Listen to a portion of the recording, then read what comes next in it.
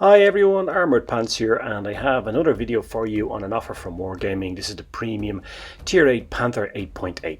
Before we get into the video proper, just to remind you that we recently opened a Discord channel a few days ago, so please come and join us there. You'd be very welcome, and there'll be a link in the description. Now, with regard to this tank, we're going to have a look at the tech spec as always, give you all the information you need about this tank. We're going to have a look at using blitzhanger.com, which is a great asset for all blitzers. Before that, let's have a look at the offer. So the offer is for 8,500 gold, which is about 25 euros, which is quite a bit of money, especially in these days of pandemic and job losses, etc. But it is fully equipped. You get rare camo, you get some boosters, etc, etc, right? So it's not bad value. But of course, I realize a lot of people don't have that, so we'll also have a look at some alternative. Now, in terms of the credit coefficient of this tank, it's 180%, which is second highest in the tier, right? Which is great. And that's what you really want from a premium tank, right? You want it to earn lots of credits. That's the whole point of a premium tank. And this tank, in that respect, certainly does deliver. Now, in terms of tech spec, I would run chocolate, improved fuel, and chocolate bar to max out the performance of this tank, right? I would also run gun rammer, supercharge, and vertical stabilizer. Vertical stabilizer, because it's a medium tank, you're going to fire a lot when you're moving, so vertical stabilizer is important. You can also run calibrated shells, and we'll have a look at that option too. The gun, as the name of the tank suggests, is the 88mm or 8.8 centimeter gun, and it's the same as the Panther 2. And we're going to have a look at the Panther 2 in a second, because basically they're very similar tanks, right? The pen numbers in this tank are 203mm with AP, 237 with APCR, going up to 213 and 249 if you run calibrated shells. Heat gives you 44mm of pen, and it goes up to 48mm of pen if you run calibrated shells. Both options work. I personally prefer gun rammer, but it's entirely up to you. Muzzle velocity is 13 meters per second for AP and HE, goes up to 1625 meters per second with APCR, so be aware there are different muzzle velocities with the different shell types. Get 8 degrees of gun depression, 14 degrees of elevation, so it has decent gun alignment. One of the games we're going to look at is on Canyon, and you'll see that gun depression in action. The gun index is 13.4, the maneuverability or mobility index is 8.2, and that's really down to its excellent traverse. So it's a very mobile tank, and it also has a very, very good gun index, really excellent good gun index, and it has great gun handling as you would expect from a German tank. Power to weight ratio is just okay. It's nothing special, so if you're wondering why then it has such a good maneuverability index, it's because of the traverse. The tank traverse is really excellent, particularly on hard and soft terrain. It's exceptional, one of the best in its tier, and that of course makes it an excellent brawler. Now, it has poor concealment numbers, particularly for a medium tank, so something like an RU-251 at a view range of 304 is going to spot you up at 256 meters. So he's going to spot you up pretty quickly, right? And that goes out to 266 if you're moving. So it makes spotting difficult. It's a challenge, particularly if there's a light tank with a big view range on the other team. You're going to get spotted up quite quickly, so it's not an ideal tank for spotting or scouting. That has to be said. Now, it does have good armour though for a medium tank. You can side scrape in it. It also has that spaced armour on the side which protects the tracks. It has a very, very strong turret, difficult to pen, has a big gun mantlet as well. Of course, like most medium tanks, it's vulnerable at the back and at the sides. But it does have also a very significant frontal armour on it, right? And this is both interesting in bouncing shots, but also this is a ram panther, right? Light tanks and meds, you can ram them head on. The tank is quite fast, right? It does 55 kilometers an hour. So you hit them front on with this tank, it can do a lot of damage. And of course, the great thing about ramming is it's the round that you never have to reload, right? It's always available. But if you can hit an RU, a Rim Borsig, something lightly armed in this tank, you're going to do a lot of damage. Now, in terms of the gun itself, right, it does 220 plus alpha damage, so it's quite low, right, for a tier 8. But the reload is 5.5 seconds, so it does have decent DPM. 5.5 seconds, of course, if you use gun rammer, going up to 5.8 if you use calibrated shells. So, you know, this tank is very similar, as we said, to the Panther 2. And this is something I don't normally do. I don't normally look at a tech spec of another tank when we're reviewing a particular tank. But here we're going to go into, and there's a couple of reasons for this, right? Firstly, this tank is more or less the Panther 2. There isn't really any difference. Once you have the top gun on the Panther 2, these tanks are essentially the same. There's two key differences, right? One is that this tank doesn't have the spaced armour of the Panther 8.8, so the Panther 2 doesn't have that spaced armour on the side. And of course it doesn't have the credit coefficient, right? So the credit coefficient on this Panther 2 is 88. percent, whereas it's 180% on the premium tank, right? The 8.8, which is what you expect. You expect a premium tank to earn much more credits. That's the whole point of a premium tank. But the reason I want to point this out is that, you know, so 25 euros is a lot of money for some people, right? And I also know some people don't have or don't like to spend money on the game. So if you want to experience playing the Panther 8.8 without spending the money, either because you don't want to or can't afford it, you can get the Panther 2 and the tech line, you can grind to it, and it's basically, it's an almost identical playing experience, right? Tanks are almost identical, there's hardly anything between them. The other thing is, if you are contemplating spending the money on this tank, because it is a rare tank, right? It's very unusual in Blitz, and this is the first time it's been available for a long time. Well then, you can play the Panther 2 and see if you like it before you spend your money, right? So you can take it for a test drive, basically. Because if you don't like the Panther 2, you're not going to like the Panther 8.8, because they're, as I said, essentially the same tank. So just a couple of tips for you there. If you're thinking about spending the money, you can take it for a test drive. If you don't have the money but want the gaming experience, you can play the Panther 2. Okay, so let's have a look at some gameplay. The first one we're going to look at is a Supremacy game, and it's Middleburg. So as you normally start with a medium tank in Middleburg and start at the top, and we're on the left hand side of the map, right? Now as always, we're going to go towards C. Is what you normally do when you're in a medium fast moving tank, light tank, you know, because if you don't, you often get flanked, right? So I'm going to go towards C. I've got my two allies coming with me. Now, the thing about this tank is, right, because it has this good gun system, because it has this very strong turret and this decent front armor, you can adopt a position like this, where if you are hull down, you can use that gun depression, that 8 degrees, and you can put in damage onto the enemy. And you can be confident you're going to get some bounces, right? You're going to see some very nice bounces coming up here in this game. I'm also going to take some damage, of course, but you can see some very nice bounces coming up, right? Now, because of the 8 degrees gun depression, because of that really strong turret, you know, you can adopt this position in this tank. Also, because you've got a decent reload, you can keep the enemy at bay, right? You can keep them, you know, from coming in on you too hard and pushing you. Here you see I was maneuvering to see if I could get that bounce. I didn't, but now you're going to see the difference in the gun system, the aiming time, etc. There's some really nice shots coming up here. One there in the super Pershing. There's some more nice shots coming up here. I'm also going to get a big bounce here. Maneuvering, using that armor, and you can see what I'm doing here is I'm just creating acute angles on the armor, get that massive bounce off the waffle tractor. Then I can put some into him. I know he's gonna, you know, he's got a 12-second reload, so I can put some rounds into him. I can clear off him now in a second, and I can just see the top of him. I'm using my gun depression. He can't get near him, and my allies clear him off. I'm able to move out. Another nice bounce there off the T92E1. That's a big gun with a big alpha. That would have cleared me off, but nice bounce off the turret. And that's what you can do with this tank, right? This turret, this frontal armor, particularly if you're moving around to maximize the relative armor numbers on it, will give you some bounces. And you saw there two massive bounces, and that's really what you can do with this tank. And of course, as I said, the 8 degrees gun depression, which you don't always get with German tanks, is very good, and with that turret allows you to play hull down in this tank.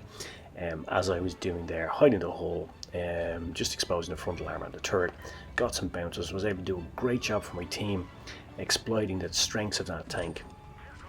You know, we were able to seize key part of the map at C, and really from there we were able to build a foundation to win this game.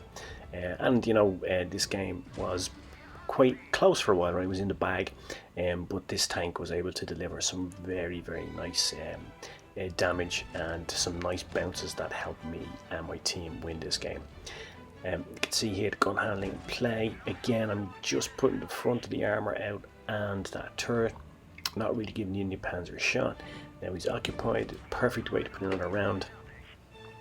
And we're up over 3k damage now, and this has been a pretty decent game in this tank, utilising its strengths. And you can see here the part to weight ratio is not the best, right? It doesn't take off that quickly, but you know, it's decent, and you know, it's mobile enough, right? But what really makes that mobility index so high is that traverse speed. So there you go, first class badge, almost 3.5k damage, and that's sort of a very good example of this tank in action, a very good example of what this tank can do and how to utilize it. If you've played Panther 2, of course, you will be very familiar with this. It's, as I said, almost identical playstyle. If you haven't played a Panther 2 or this, as I said, you can roll it to Panther 2 and then you'll get exactly the same game experiences with this and see if you like it before you decide to spend your hard-earned cash, 25 euros of it, on an expensive premium tank. Let's have some more gameplay. This is a game I just shot this evening. It's a mastery game and we're going to have a look at it on Canyon. Now, as I said, we were looking at the tech spec. The gun depression on this tank and the turret allow you to play a map like Canyon very well. So a key thing you do on a map like this with a tank like this is you seize B, right? You go to B, you try to spot B up, and you try to see if you can seize it, or if you can't seize it, at least stop the enemy from seizing it, right? So we're pushing on to B. Again, you know, talking about the power to weight ratio, it's not the fastest tank, but it is mobile enough, and it can get around the map, you know, and it climbs up that hill well. Get there before the end, before the reds, and I'm able to spot them up, roll back. You see a couple of shots whiz by me there, so I did the right thing. Don't sit in the top of that hill, that is a recipe for disaster. Just roll back and forward here and keep the enemy spotted up and make sure that they can't spot B. You saw them using the gun depression, the gun elevation was over the comet. Just roll back, let the gun line drop off a shot while I'm still rolling back. Nice pen into the comet. Now, utilizing the strengths of this tank, right, and this is why it's so important to understand the technical capabilities and the tech spec of your tank. I'm able to be a real pain in the ass for the reds in this game. They must have been sick of looking at me. I'm sitting there in B, I'm keeping them spotted up, I'm putting rounds into them, you know, I'm making it really difficult for them. Now we've captured a base, that puts pressure on them. So always in supremacy, you should try to capture a base early. I've always said it's like your pension. Always get it as early as you can, it's beneficial, because those points can be the difference between winning and losing a game. I'm going to try to come down here and help my friend in the Borsig, but unfortunately he gets smashed before I can even get down. But I put a nice round at the back of the dragon, and I'm going to put a couple here into the comet again. I had this poor comet tormented during the game. You can see a couple of bounces coming up here as well. Again, it's that frontal armor. You know, the relative armor numbers, if you angle that frontal armor, are really high. So I'm going to assess the situation here. I see this E75 TS is coming up, right, and he's going to come behind me now, and he's going to be able to put massive rounds up my ass, right? So I don't want those Freddie Mercury rounds up my jackser. I definitely don't want to end up like Frodo with my ring destroyed. So I'm going to push down here. I'm going to help my allies. I'm going to put some rounds into the IS-3. I am now not in line for shots from behind, although I do take one here. That's why I push down. What I'm going to do is I'm going to see what's going on here in the left, and I note that the rim is now gone, and now this left side of the map is clear. And this is great, because that means now I come up the other side, basically from the red spawn onto B, and again I'm just going to do exactly the same thing.